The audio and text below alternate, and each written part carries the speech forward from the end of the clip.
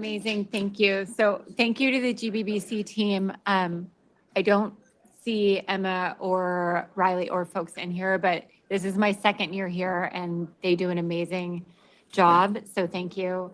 This is going to be a great conversation. We have 30 minutes. We have a lot to talk about. So we had a prepared line of questions, but in prep, we decided, let's go somewhere else.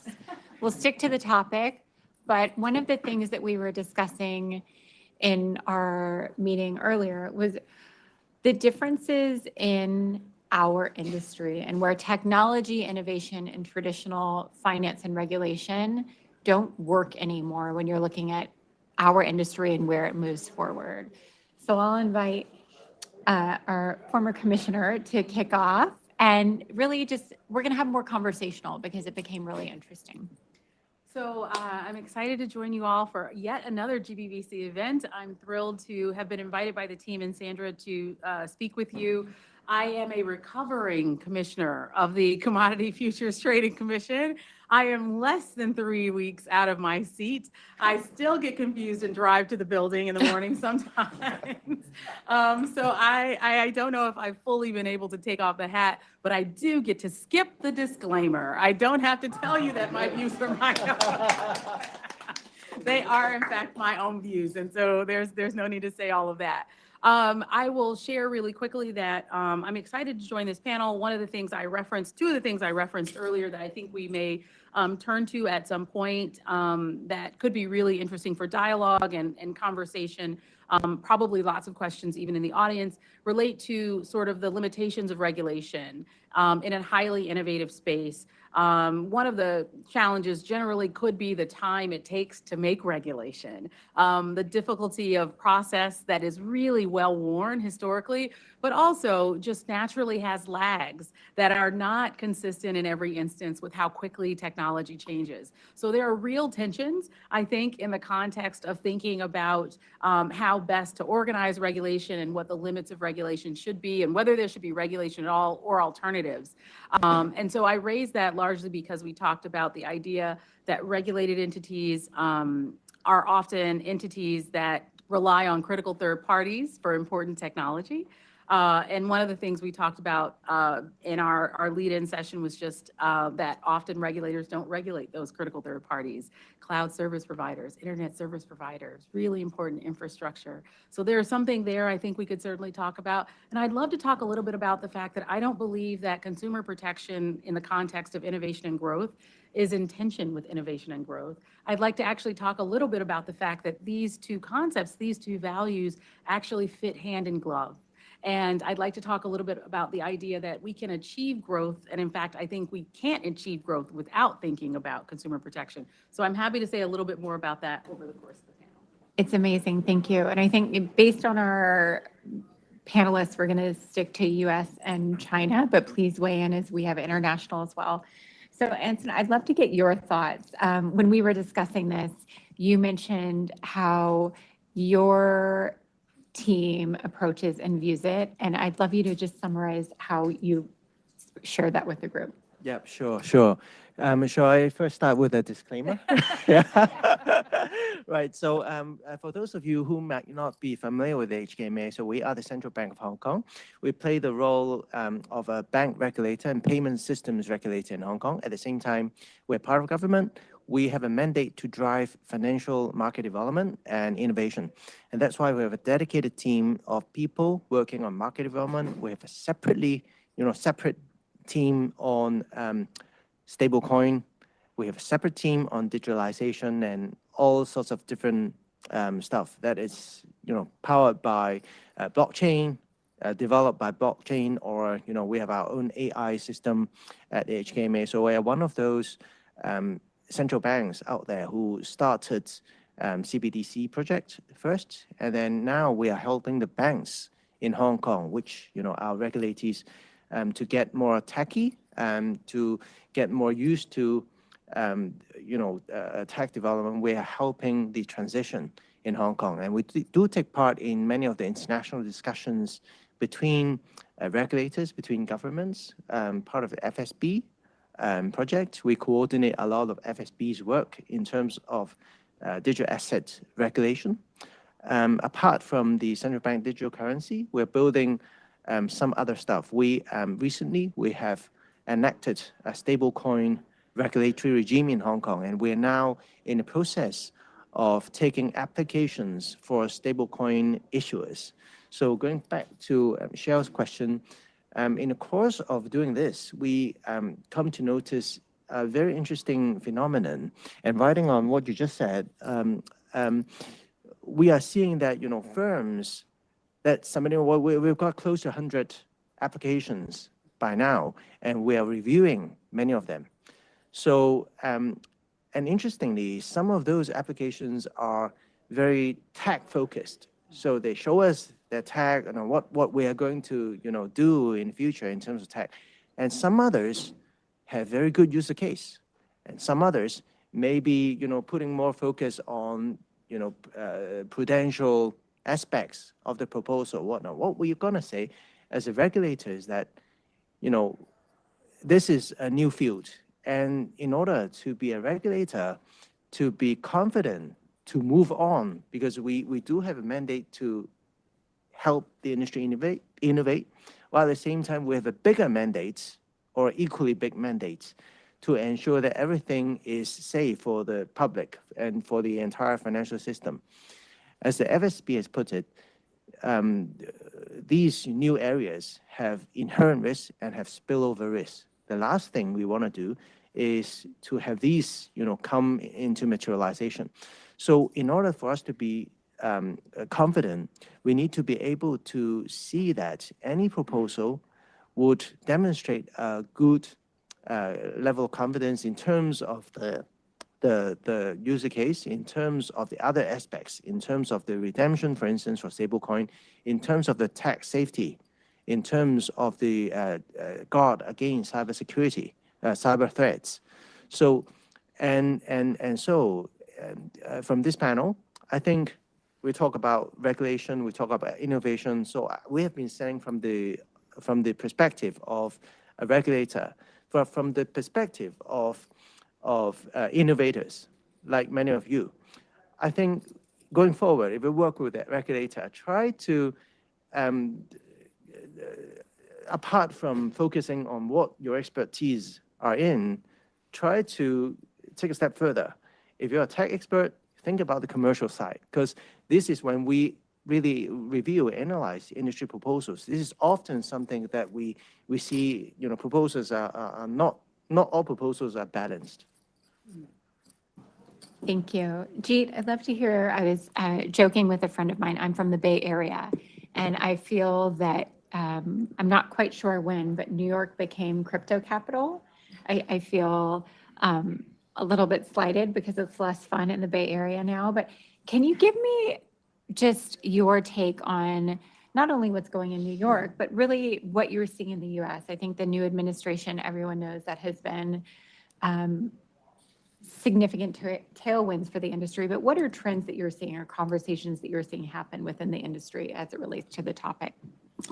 Sure. So a big part of what's happening right now in New York is I've been in the industry now working the private sector side for a number of years.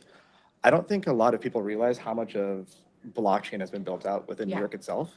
Actually, like the first Bitcoin ATM was in Wall Street, and that was back in like 2010 or 2011.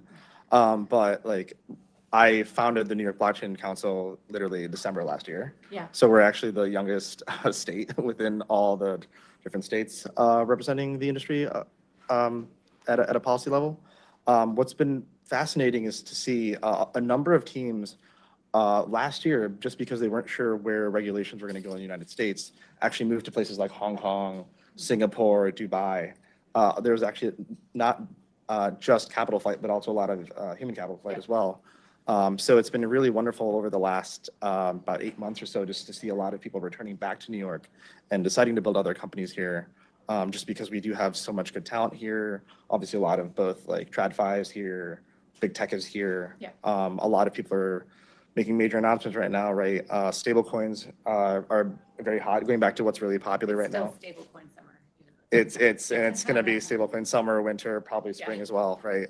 There's no end in sight. A lot of major announcements from major industry players like Stripe announcing Tempo along with Paradigm Ventures. ARC is a new layer 1 blockchain coming out from Circle, Plasma Foundation, a lot of, and just tons of others. Lots of issuance happening here as well. Something that we want to see a lot of happening within New York State specifically, and something that we'll be focusing on the policy side, is what does that look like can we set up a regulatory sandbox around aspects of some of the policies passed within Genius? Yep. A big part of everything is how do we kind of view like native yield tokens, because that's not going to be counted as currency. So getting an understanding of what that looks like from both the regulators and just seeing what the industry has an appetite for will be interesting as well. And the last thing I'll add to that is on top of stablecoins, I think New York is uniquely positioned to do very well within the real world asset class. Obviously, we need to see clarity passed and you need to see how the market structure bill will actually play that all out. But and then finally, we're seeing a lot of digital asset treasury companies such as Michael Saylor, obviously with MicroStrategy or Strategy now. And then we're seeing that pop up with a bunch of different coins now. So, and a lot of those are also based in New York. So those are the organizations and companies we'd like to be working with to figure out what we'd like to kind of test out within the regulatory sandbox of New York. Great, thank you. Jason, a topic that we started to touch on that I think was really interesting is the concept of interoperability and what that looks like, both from how regulators view it, how industry views it, and the challenges that some of the companies face as well as regulators. Can you kick us off? Sure. So just for some context, at Interop Labs, we build XLR, which is a interoperability protocol. And so, in most, if not all, the conversations that we've had with institutions and enterprises, one of the first things that they want to avoid is vendor lock-in, right? It's kind of what's been driving folks to get to the blockchain industry to begin with, right? It's the idea of open, public, permissionless networks. Anyone can plug in. There's obviously challenges with that, which we were discussing before, which I'm sure we'll touch upon. But essentially, if you're building, 50 different blockchain networks with 50 different kind of intranet-like environments, then you have trapped assets, trapped liquidity, right? So if you have, the greatest, tokenized, equity offering on Solana, but it's not interoperable with Ethereum, you're not going to essentially have kind of the future that I think folks are, looking to gain. I think Interop is obviously important as it's been cited in all of the kind of bills that have come through Congress. So Genius requires the National Institute of Standards and Technology, or NIST, to work with the regulators to figure out Interop standards. There's conversation about Interop between stablecoins themselves, right? So how do you get that kind of fungibility, that kind of, singleness of money? As well as, Interop between the actual platforms as well, where it kind of lists out the different types of networks that there are and ensuring that, your stablecoin that you get, whether it's a tokenized deposit from JP Morgan, USDC or whatnot, can be utilized by a user elsewhere. I think you also see that kind of on the SEC side as well. Chair Atkins mentioned the idea of a super app, right? The idea of having, both financial and non-financial assets all under one roof. That being the future, and I think for that it mandates interoperability. I'll say also clarity, and with the Senate version of market structure, there's the same concept, NIST to be working with all the different regulators to figure out Interop. We've had meetings with the SEC, with NIST, et cetera. So I think it's top of mind, and I think there's kind of this policy perspective to it. I think from our perspective, and maybe this is kind of a lead into what we were discussing before. We are a decentralized network, so there is no entity that's moving your asset when you're using XLR. There's a 75 validator set, so similar to Ethereum or Bitcoin or whatnot, you're relying on this network of nodes to essentially move assets. We also move data, so you could actually have like a cross-chain smart contract. So that kind of lifts the use case away from just financial assets to whatever other kind of blockchain applications are out there. So we focus on decentralization. It comes with its share of trade-offs, which that's kind of where you want to go with the conversation. We're happy to touch on that, but that is our kind of our end state, is that if you're going to do interoperability, you want it to be as open, public, and permissionless as possible. And in order to do that, you need to decentralize as much as possible at kind of each layer of the stack. And Michelle, can I hop in? So one of the things that we were talking about in the pre-panel session really directly dovetails to Jason's remarks on interoperability, because the reality is that as we think about novel and innovative technologies, there are frictions, natural frictions that arise as independent innovators are creating in different spaces, and there's a need in the natural world for them to all interact in some way. And one of the things as a commissioner that I regularly raise in thinking about infrastructure is cybersecurity. And it's an issue, by the way, that exists for every kind of business in the world at this point in time, and most citizens and all kinds of institutions. So legacy financial institutions are plagued with challenges that relate to cybersecurity. This is not a unique CFI, DeFi, or blockchain-based set of questions. It's really a global set of questions, and how we begin to interface and interact with these questions, and what kinds of defenses we develop, and also where we place responsibility in terms of who has the obligation to take effort and to invest in developing cyber defenses is really a big question that we couldn't answer during this panel. But I would, love to hear Jason say just a little bit about some of the challenges. I focused on them from a cross-chain bridge perspective, largely thinking about those who have assets in one place trying to move those assets somewhere else, and the real difficulty of actually transferring your assets from one system or network to another without that body of assets or portfolio of assets being exposed, right, to hackers who might be really interested in finding you in that gray zone, where there might be limited responsibility for someone else to protect you, right, and also just limited incentive or motivation or investment built out. So I don't know if you could say a few words about that, Jason, but Yeah. I'd be really curious. Yeah, I think, Put Jason on the spot. No, it's perfectly fine. So, so one of the things we have been thinking about, as an example, is, cross-chain standards. Just to kind of, buttress your point about questions that come up, right? Like, number one, just to lead it off, a lot of the biggest hacks occurred in the bridge space, right? And those have historically been that way because there's a pool of assets that just starts to collect. And so all of a sudden, that becomes a very, appealing target, right, for certain folks. So there's practical concerns, right? There's obviously your asset getting drained, but there's also the receipt tokens, right? So to the extent that you have that token that's now minted on the destination chain, it's tied to some asset on the source chain, right? So now what happens if you have, X assets on the destination chain, on the source chain, X on the destination chain, and now you have half of X on the source chain, right? So is your asset now that you have on the destination chain equal to 50%? Does everyone share this social loss, if you will, et cetera, right? So again, right, just some of the things that we're kind of, thinking about that I think, practically there might actually be more, I'd say, kind of legal, structural, contractual standards that might kind of start entering the space to fill the gap, right? Where maybe the tech, might have different points. I think, again, if we kind of look back at, a lot of these hacks, et cetera, I think a lot of it came from centralization, right? And I think that that's exactly why, to date, we've been as decentralized as possible. So our 75 validators are the ones that essentially operate the network. They make all decisions about the network. There's a private key that's sharded amongst the 75 that gets rotated amongst. And so I think that's kind of been our answer to it.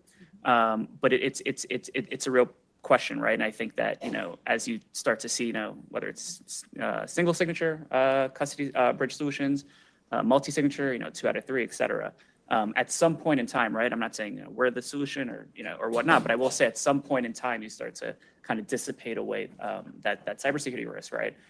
So I think that's from your previous perspective, I'm sure that's the real question, right? Is at which point in time does the security apparatus kind of get strong enough that you can say, okay, there's X number of backstops to stop this, right? And then I think, like I said, right, I think the practicalities of it are you'll have kind of contractual and private arrangements, right, coming in to kind of set up relationships between folks, right? And you kind of start having a kind of more, I'd say, business case solutions for this as well. That's great. I'm thrilled to hear it. So sorry. Thank you. I got a 10-minute flag a few minutes ago, but 2 things. We're going to finish with a question. I'm going to hope to save 2 minutes for one question. So if you have a question, get it in your head. So one of the things that I think is interesting about our industry is we're global. it's decentralized. It can be open, operated, employed, anywhere, anytime. Regulations are by region and geography. So the two, for multiple reasons, have friction. Regulations move slow, our industry moves fast, and the two sometimes meet at some point, it feels like, less often. How are regulators looking at, I've seen you all, and recovering all, move into wanting to embrace the industry. What are the trends you're seeing, and what are groups doing to bridge industry and regulators together to help rise the tide and just move it forward? Yeah, this is a very good question, and this is a very challenging situation that regulators around the globe are facing, and that's why we meet on different platforms. It could be the FSB, it could be G20 meetings, it could be OECD meetings, it could be other platforms that we always, come together and share our thoughts, the latest practice, what we see in the market. So in order to be vigilant of the possibility of regulatory arbitrage, so when we talk about interoperability, in our perspective, it's not only about cross-chain interoperability, it's also about, cross-boundary, cross-jurisdiction interoperability in terms of the regulatory standards. This is very challenging. And as Commissioner said earlier in her remarks, that, the number one challenge that we face is, we always lack in time in terms of the innovation. So innovation takes place, and then everybody tries to learn from it. And then by the time you have acquired certain knowledge as to how these things work, how you should regulate them, they change already. So this is going to be, continue to be a challenge. And so we do come to forums like this. We do reach out to blockchain councils, industry groups, pioneers, innovators, to learn from them. And that's why, in terms of, regulatory work, I think we've seen more and more number of sandbox out there in different jurisdictions, organized or coordinated by different regulators. And this is probably part of the reason why this is the case. Well, that was so well said. I would have very little to add to it, and I know we're limited in time, so I'll only tack on that during our prep session, I described to our panel and our moderator that one of the things I took on as a legacy project during my time as a commissioner was organizing regulators, roundtables, and colleges. The roundtable is an intimate space just for the regulators to come together and have a little bit of a talk about how things are going for us. We can let our hair down and say, oh my goodness, that didn't go super smoothly for us. Did it go smoothly for you? This is what legislation or regulation might look like for us. What does it look like for you? And in the context of the college, it's actually now increasingly industry educating the regulators and teaching us what they're doing in real time, not waiting for issues and crises to arise or evolve so that we can be prepared as technology is evolving. So I'll pause with that, but thanks, Michelle, for that question. Thank you. We have about 3 minutes left. Does anyone have a question in the audience? You, and then you. Thank you to the esteemed panel. A question I have regarding global regulatory harmonization is about parameterized compliance primitives that would abstract the structure, allowing variables by jurisdiction that could be written into and called by, certainly cross-chain, and serve as a global compliance authority system where regulators around the world, collaborated on oversight and so on. Parts of that is something I've been working on. I would love the panel's thoughts on the viability of such a concept.